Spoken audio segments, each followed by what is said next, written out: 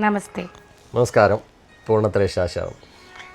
അങ്ങ് നേരത്തെ ഒരു വീഡിയോയിൽ പ്രതിപാദിച്ചിരുന്നു ക്ഷേത്രത്തെക്കുറിച്ചിട്ട്.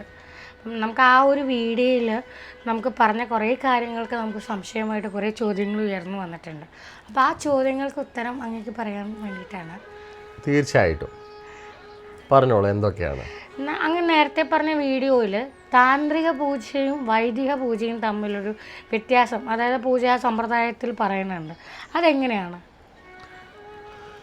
അപ്പോൾ ലോകം മുഴുവനായിട്ടുള്ള പൂജാ സമ്പ്രദായത്തിൽ രണ്ട് വിധങ്ങളാണ് പറയുന്നത്. ഒന്ന് താന്ത്രിക പൂജയും ഒന്ന് വൈദിക പൂജയും.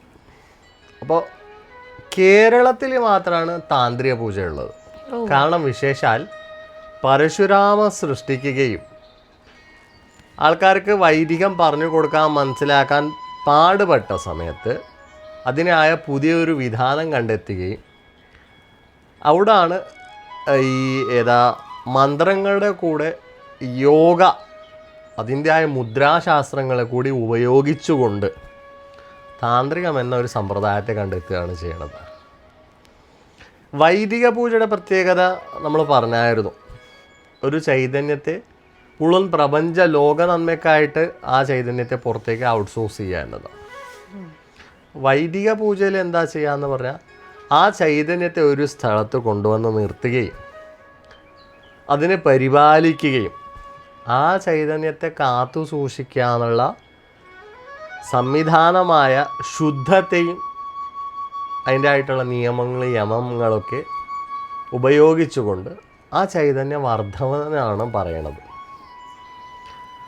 അപ്പോൾ അതുകൊണ്ടാണ് നമ്മൾ പറയണത് ഈ താന്ത്രിക ശക്തിക്ക് വൈദിക പൂജയെക്കാട്ടി എത്രയോ കൂടുതൽ എനർജി, അല്ലെങ്കിൽ energy outsourcing from that process എന്നാ പറയുക. ആ ക്രിയയിലൂടെ, താന്ത്രിക ക്രിയയിലൂടെ ഉണ്ടാവുന്ന ശക്തി എന്ന് പറഞ്ഞാൽ വൈദിക പൂജാ വിധാനത്തെക്കാട്ടി കൂടുതൽ ചൈതന്യം കൊണ്ടുവരുത്തൂ എന്നതാണ്. അതുകൊണ്ടാണ് ഈ ക്രിയ രണ്ട് രീതിക്കുള്ള പൂജാ സമ്പ്രദായങ്ങളാണ്. അതുകൂടാതെ അതിൽ തന്നെ പലതായിട്ട് വൈഷ്ണവമായ പൂജകളുണ്ട്, ശൈവമായിട്ട് പൂജയുണ്ട്, ശാക്തേയമായിട്ട് പൂജയുണ്ട്, കൗളാചാര സമ്പ്രദായത്തിലുള്ള അഥർവവേദത്തിൽ ഉപയോഗിച്ചുള്ള പൂജാ സമ്പ്രദായങ്ങളൊക്കെ ഉണ്ട്. ഈ കൗളാചാര പൂജകൾ എന്ന് പറയുന്നത് മന്ത്രവാദ ക്രിയകളാണ്. എന്ന് പറഞ്ഞാൽ അതിലും സാത്വികമായ മന്ത്രവാദങ്ങൾ എന്ന് പറഞ്ഞാൽ അമ്പലങ്ങൾ, ചെറിയ ചെറിയ വീടുകളിലൊക്കെ ചെയ്യണ സമ്പ്രദായം സാത്വികമായിട്ടും, അല്ലാണ്ട് ഉപാസനകളായിട്ട് രാജസ താമസ ഗുണങ്ങളാൽ, സാത്വികം എന്ന് പറയുമ്പോൾ നമ്മൾ നൈവേദ്യം വയ്ക്കുക, പായസം വയ്ക്കുക, ത്രിമധുരം നിവേദിക്കുക, അപ്പം നിവേദിക്കുക, ഇന്നതൊക്കെയാണ് സാത്വിക ക്രിയകളിൽ വരിക. എന്നാൽ കൗളാചാരക്രിയ അല്ലെങ്കിൽ മന്ത്രവാദ ക്രിയയിലേക്ക് പോകുമ്പോൾ അവിടെ ഉപയോഗിക്കുന്ന സാധനങ്ങൾ നമ്മൾ കേൾക്കാറുണ്ട്. പൊതുവെ മത്സ്യമാംസാദികളായിട്ട് തമോ രജോ ഗുണങ്ങളാൽ കൂടിയ നൈവേദ്യങ്ങളൊക്കെ ഉപയോഗിച്ചാണ് പൂജ കഴിക്കുക. അതാണ് അതിൻ്റെ ഒരു സമ്പ്രദായം. അപ്പം ഈ ക്ഷേത്ര പൂജ സമ്പ്രദായങ്ങൾ വേറെ തന്നെയാണോ? എങ്ങനെയാണ്? നമ്മളിപ്പം സാധാരണ തേവാരം, നമ്മളില്ലത്തൊക്കെ തേവാരങ്ങളുണ്ടാവും. ആ പൂജാ സമ്പ്രദായത്തിൽ നിന്നും വ്യത്യസ്തമായിട്ടാണോ ഈ ക്ഷേത്ര പൂജാ സമ്പ്രദായം? ആ പൂജാ സമ്പ്രദായം പറഞ്ഞപ്പോഴാണ് നമ്മൾ ഇതിന് മുമ്പ് ഒരു വീഡിയോയിൽ പറഞ്ഞായിരുന്നു. എന്ന് പറഞ്ഞാൽ കാമ്യഭാവത്തിലോട് പ്രതിഷ്ഠിക്കുക, നിഷ്കാമഭാവത്തിലോട് പ്രതിഷ്ഠിക്കുക എന്നതാണ്. അതിൻ്റെ അർത്ഥമാണ് ആ വരണത്. പണ്ട് കാലത്ത് നിഷ്കാമഭാവത്തിൽ എന്ന് പറഞ്ഞാൽ കൃഷ്ണ ഭഗവത്ഗീതയിൽ കൃത്യമായിട്ടൊരു വാക്ക് പറയുന്നുണ്ട്. കർമ്മണ്യേ വാധികാരസ്തേ മാ ഫലേഷു കഥാചന മാ കർമ്മഹേതുർഭൂ മാതോ സംഗോസ്തു കർമ്മണി. കർമ്മം ചെയ്യാനുള്ള യോഗ്യത മാത്രമേ ഉള്ളൂ. കർമ്മം ചെയ്യുക എന്നത് നമ്മുടെ ഉത്തരവാദിത്വം കൂടിയാണ്. അതിനുള്ള കാമ്യമായ ഫലം, അല്ലെങ്കിൽ എന്താണ് നമ്മുടെ യോഗ്യത, അതിനനുസരിച്ച് ഫലം നൽകണത് ഈശ്വര എന്നാണ്. പണ്ട് ഋഷി മുനികളൊക്കെ മനസ്സിലാക്കിയൊരു കാര്യം എന്താണ്?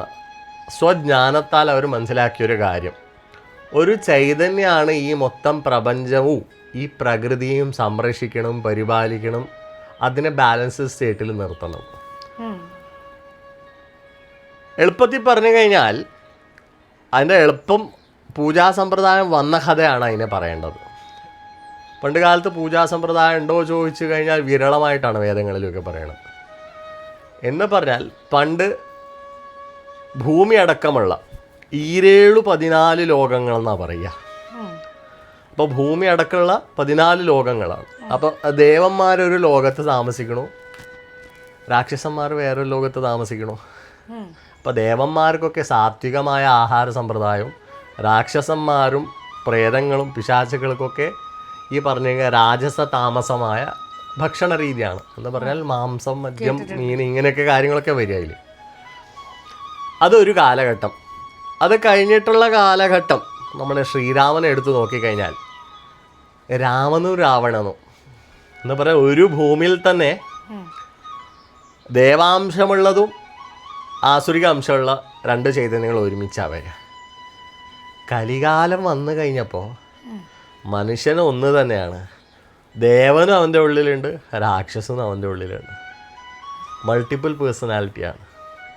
അപ്പോൾ ഒരു മനുഷ്യൻ്റെ ഉള്ളിൽ തന്നെ 2 ചൈതന്യവും 2 ഭാവവും ഉണ്ട്.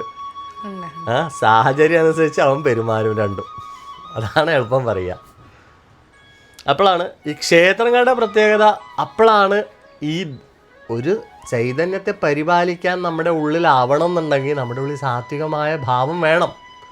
സാത്വികമായ ഭാവം എപ്പോഴൊക്കെയാണ് നഷ്ടപ്പെടുക എന്ന് തോന്നുമ്പോൾ അതിനെ നിലനിർത്താനുള്ളൊരു സംവിധാനമായിട്ടാണ് ഈ ക്ഷേത്രങ്ങൾ അല്ലെങ്കിൽ ആരാധനാലയങ്ങളായിട്ടാണ് വരുന്നത്. അപ്പോൾ ഒരു നാടിനെ അതിനെ ഗ്രാമദേവത എന്നൊരു സങ്കല്പത്തിൽ അല്ലെങ്കിൽ നമ്മൾ പറയാറുണ്ട് ഈ ഗ്രാമത്തിൻ്റെ ദേവത, അതാണ് ഒരു പ്രതിഷ്ഠ, ദേശനാഥൻ അങ്ങനെയൊക്കെ പറയാറുണ്ട്. നമ്മുടെ അവരവരുടെ ഇല്ലത്തോ അല്ലെങ്കിൽ മനകളിലോ മഠങ്ങളിലൊക്കെ അവരവർക്കായിട്ട് അവരുടെ പിതൃകൾ സപ്തഋഷികളുടെ പീഴികയായിട്ടാണ് ഈ മൊത്തം പറയണത്. അപ്പം അവരുടെ കാരണവന്മാരായിട്ട് പൂജിച്ച് വന്ന ദേവനെ അവർ ഉപാസിച്ച് കൊണ്ടു നടക്കുന്നുണ്ട്. എന്നാൽ നാട്ടിലുള്ള ആൾക്കാർക്ക് അത് സാധിക്കാത്ത പക്ഷത്തിൽ ആഹാരം പ്രാധാന്യമാണ്.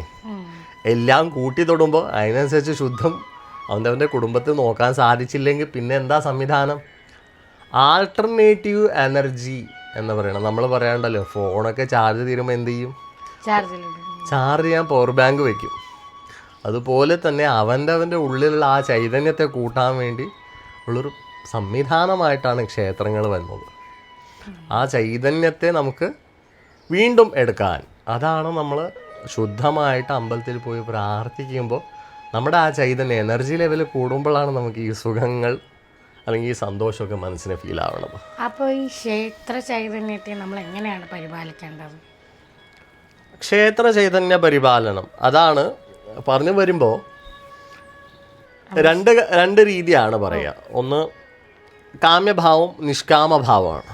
അപ്പോൾ നിഷ്കാമഭാവത്തിൽ ഋഷികൾ മഹർഷിമാരൊക്കെ പ്രതിഷ്ഠിച്ചപ്പോൾ ലോക നന്മയ്ക്ക് വേണ്ടി ആ പ്രകൃതിയെ സംരക്ഷിക്കാൻ വേണ്ടിയുള്ള പ്രതിഷ്ഠയാണ്. അത് കഴിഞ്ഞ കാലഘട്ടത്തിനനുസരിച്ച് കാമ്യഭാവം എന്ന് പറഞ്ഞാൽ ഓരോ കാര്യങ്ങളും നടക്കണം, അതിനുവേണ്ടി ആ നാടിനെയും ആ ജനങ്ങളുടെ ഹിത്, ആ നാടിനെ ആ ജനങ്ങളുടെ ഹിത്. അപ്പോൾ ഓരോ നാട്ടിൽ ഓരോ പ്രതിഷ്ഠ വരുന്നുണ്ട് കേട്ടോ. എന്ന് പറഞ്ഞാൽ ദേശനാഥനായിട്ട് ഓരോ പ്രതിഷ്ഠകൾ വരുന്നു. അപ്പോഴാണ് താന്ത്രിക വിധി പ്രകാരം പ്രതിഷ്ഠ നടത്തുകയും യമനിയമങ്ങളായിട്ടാണ് ആ ചൈതന്യത്തിന് വർധനവുണ്ടാക്കണത്. എന്ന് പറഞ്ഞാൽ ചിട്ടയും വൃത്തിയും ശുദ്ധവും നിർമാല്യവും വറ്റും ഇങ്ങനെയുള്ള എല്ലാ കാര്യങ്ങളും അവിടെ വരിക. കൃത്യമായ സമയത്തിന് പൂജയാവണം, കൃത്യമായ നൈവേദ്യങ്ങളാവണം, കൃത്യമായ ക്രിയകൾ വേണം എന്നതൊക്കെ അപ്പോഴാണ് പറയുക യമനിയമങ്ങളായിട്ട്. ആ കൂട്ടത്തിൽ എളുപ്പത്തിൽ പറഞ്ഞു കഴിഞ്ഞാൽ ഈ സാത്വികമായ ആ ക്രിയ എന്ന് പറഞ്ഞാൽ കാമ്യവും നിഷ്കാമമായ ഈ കർമ്മങ്ങൾ. നിഷ്കാമം എന്ന് പറയുമ്പോൾ നമ്മൾ എളുപ്പത്തിൽ നോക്കി കഴിഞ്ഞാൽ ഒരു പുഴ, അത് അതിൻ്റെ പാട്ടിനെ ഒഴുകുന്നു, കടലിൽ ചേരുന്നു, അതിൽ യാതൊരു വ്യത്യാസമില്ല. നല്ല ശാന്തമായിട്ട് ഒഴുകി നല്ല വെള്ളത്തോട് കടലിൽ ചേരാൻ എന്നതാണ്. എന്നാൽ മനുഷ്യൻ ചെയ്യണത് എന്താ? ഒരു അണക്കെട്ട്. അതെന്തിനു വേണ്ടിയാ? വൈദ്യുതം, അല്ലെങ്കിൽ വിദ്യുതി ഉത്പാദിക്കാൻ വേണ്ടിയാണ്. ഒരു അണക്കെട്ട് കെട്ടി ആ വെള്ളത്തെ സ്റ്റോർ ചെയ്യാണ്, വലിയ തോതിൽ ആ വെള്ളത്തെ കെട്ടിവെക്കുകയാണ്. അപ്പോൾ അത് കൃത്യമായ രീതിക്ക്, അതാണ് പറയണത്, യമനിയമങ്ങൾ പാലിച്ചുകൊണ്ട് അതിനെ അവിടെ കെട്ടിവെക്കണം. ആ യമനിയമം തെറ്റിക്കഴിഞ്ഞാൽ എന്താവും? പൊട്ടി വന്നു കഴിഞ്ഞാൽ സർവനാശം വിതയ്ക്കുമെന്നാ പറയാം. ഏറ്റവും നല്ലത് എന്താ? യമനിയമങ്ങൾ കൃത്യമായിട്ട് ചിട്ടയോടി കാര്യങ്ങൾ പോയി കഴിഞ്ഞാൽ, മെയിൻറ്റെയിൻ ചെയ്ത് കഴിഞ്ഞാൽ ആ ശക്തി ഏതു കാലത്തും ഉണ്ടാവും. അതിനെ പരിപാലിക്കാൻ സാധിക്കണം എന്നതാണ് അവിടെ വിഷയം. ക്ഷേത്ര സംബന്ധമായിട്ടുള്ള നിയമങ്ങളെയാണോ ഈ യമനിയമങ്ങൾ എന്ന് പറയുന്നത്? യമനിയമം, ക്ഷേത്ര സംബന്ധമായ യമനിയമങ്ങളെ പടിത്തരാന്നാ പറയാ. യമനിയമം എന്ന് പറഞ്ഞാൽ റൂൾസ് ആൻഡ് റെഗുലേഷൻ എന്നാണ് പറയുക. ക്ഷേത്രത്തിന് ഒന്നുണ്ട്, ഓരോ വ്യക്തിക്കുണ്ട്, ഓരോ വീടിനുണ്ട്, ഓരോ ഗ്രാമത്തിനുണ്ട് എന്ന് പറഞ്ഞാൽ എല്ലാവർക്കും യമനിയമം ഉണ്ടെങ്കിലേ നല്ല രീതിക്ക് ജീവിക്കാൻ സാധിക്കുള്ളൂ.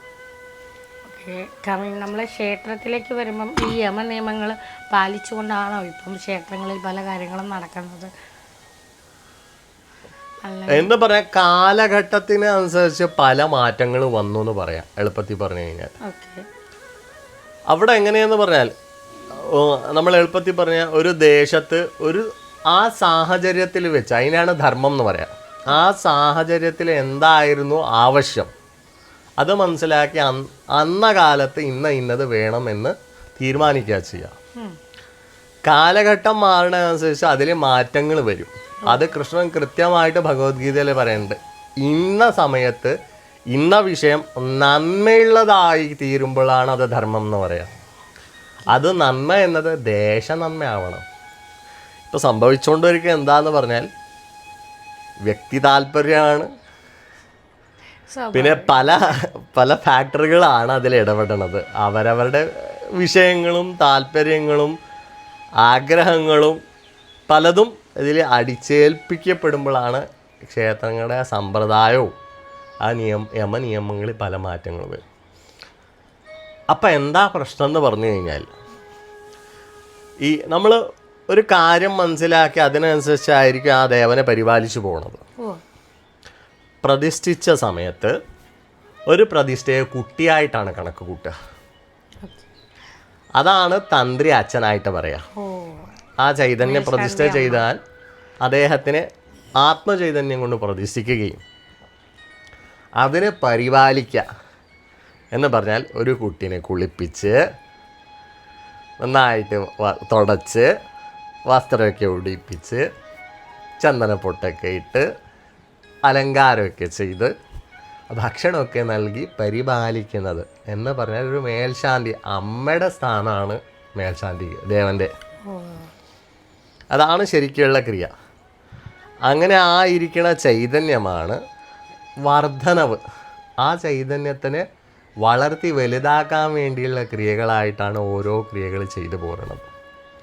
അപ്പോഴാണ് ചൈതന്യം വർധനവുണ്ടാവുന്നത്. അങ്ങനെയാണ് പ്രതിഷ്ഠയുടെ ഭാവം.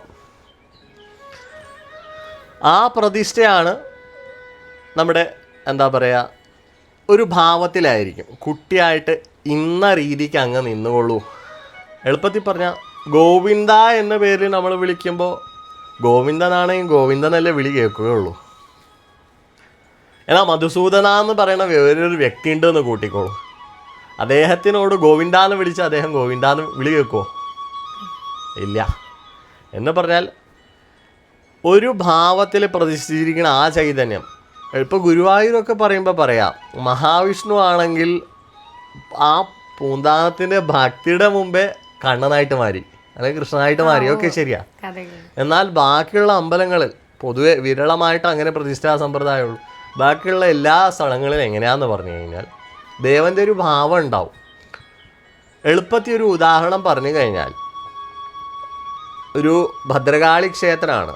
അതിന് സംബന്ധമായ ഒരു ദേവപ്രശ്നം വെച്ച സമയത്ത് ആ നാട്ടിൽ പല അപകടങ്ങളും നടക്കുന്നുണ്ട്, പല ദുർമരണങ്ങളും സംഭവിക്കുന്നുണ്ട്. അപ്പോൾ എന്താ കാര്യം എന്ന് ചോദിച്ച ദേവപ്രശ്നം വെച്ച് കഴിഞ്ഞപ്പോൾ അതിൽ പറഞ്ഞ ഒരു കാര്യം എന്താണെന്ന് പറഞ്ഞാൽ, ഒരു കാലഘട്ടത്തിൽ ഭദ്രകാളിയായിട്ട് പൂജിച്ചുകൊണ്ടിരുന്ന ആ ഭഗവതിയെ പിന്നെ വന്ന കാലഘട്ടങ്ങളിൽ ദുർഗയായിട്ട് പൂജിച്ചു പലവരും.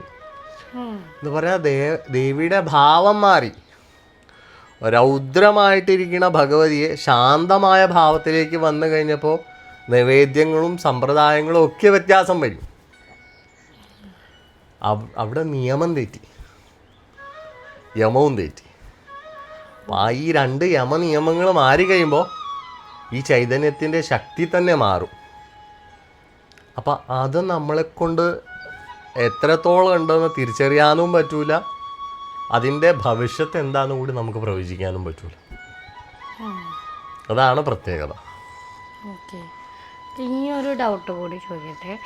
നമ്മുടെ ഈ ക്ഷേത്രങ്ങളിൽ ദൈവപ്രശ്നം വെക്കുന്നു എന്ന് പറയുന്നുണ്ടല്ലോ, അത് എങ്ങനെയാണ് നമുക്ക് വരുന്നത്? എന്ത് കാരണത്തിൻ്റെ അടിസ്ഥാനത്തിലായിരിക്കും ഈ ദൈവപ്രശ്നം ഉന്നയിക്കുന്നത് എന്ന് പറഞ്ഞാൽ, ഒരു ക്ഷേത്രത്തിന് 12 ഒരു കലശം കഴിഞ്ഞ് കഴിഞ്ഞാൽ 12 കൊല്ലമാണ് ആയുസ് പറയുന്നത്.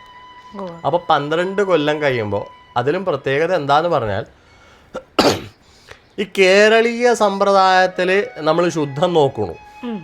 വിഗ്രഹത്തിനാണ് ശുദ്ധം പറയണതും വിഗ്രഹത്തിൻ്റെ ശുദ്ധമാണ് പരിപാലിച്ചു പോകണം. അല്ലാത്ത എല്ലാ സ്ഥലങ്ങളിൽ പ്രത്യേകത എന്താന്ന് പറയാം, താഴികക്കുടത്തിലാണ് ചൈതന്യ സമ്പ്രദായം. അതാണ് ഈ കുംഭമേള എന്നൊക്കെ പറയുന്നത്. കുംഭം എന്ന് പറയുന്നത് താഴികക്കുട. അതാണ് ഈ 12 കൊല്ലം കഴിയുമ്പോൾ ആ കുംഭാഭിഷേകം നടത്തുന്നത്. എന്ന് പറയാൻ താഴികക്കുടത്തിനാണ് അവിടെ അഭിഷേകം, ദേവനല്ല. എന്നാൽ കേരളീയ താന്ത്രിക സമ്പ്രദായത്തിൽ 12 കൊല്ലം കഴിയുമ്പോൾ കലശമാണ്. എന്താ പറയുക, ദേവനാണ് കലശം നടത്തുന്നത്. ആ ദേവൻ്റെ ചൈതന്യമാണ് കൂട്ടണത്. അപ്പോൾ ആ 12 കൊല്ലം കഴിയുമ്പോൾ ദേവനെ സാക്ഷി നിർത്തി ദേവൻ്റെ പേരിലാണ് ദേവപ്രശ്നം വയ്ക്കുന്നത്. എന്താണ് പോരായികയുണ്ട്, എന്തെങ്കിലും വ്യത്യാസങ്ങൾ വന്നിട്ടുണ്ടോ, എന്തെങ്കിലും ലോപങ്ങൾ വന്നിട്ടുണ്ടോ, എന്തെങ്കിലും പ്രായശ്ചിത്തങ്ങൾ ഇതിനു വേണ്ടി ചെയ്യണോ എന്ന് ദേവനോടാണ് ചോദിക്കുന്നത്. അഷ്ടമംഗല 12 കൊല്ലം കഴിയുമ്പോൾ അഷ്ടമംഗല പ്രശ്നം വെച്ചിട്ട് വേണം ദേവനോട് കാര്യങ്ങളൊക്കെ ചോദിക്കാൻ. അതേപോലെ ഒരു ക്ഷേത്രത്തിൽ വളരെ മോശമായ സാഹചര്യം എത്തിക്കഴിഞ്ഞാൽ അപ്പോൾ തന്നെ ഒന്ന് നോക്കിക്കാൻ വേണം. കാരണം അവിടെ എന്തോ ഒരു കാരണം ഉണ്ട്, ആ നിമിത്തം ദേവനെ ഇഷ്ടപ്പെടാനിട്ടാണ് അങ്ങനെ ഉണ്ടാവണം. അപ്പോൾ അതാണ് വേണ്ടത്. എന്തായാലും അഭിപ്രായങ്ങളും നിർദ്ദേശങ്ങളും ഞങ്ങൾക്ക് തന്ന ഞങ്ങളുടെ ഈ സംശയങ്ങളൊക്കെ മാറ്റി തന്നതിന് ഞങ്ങൾക്ക് നന്ദി. നമസ്കാരം. നമസ്തേ.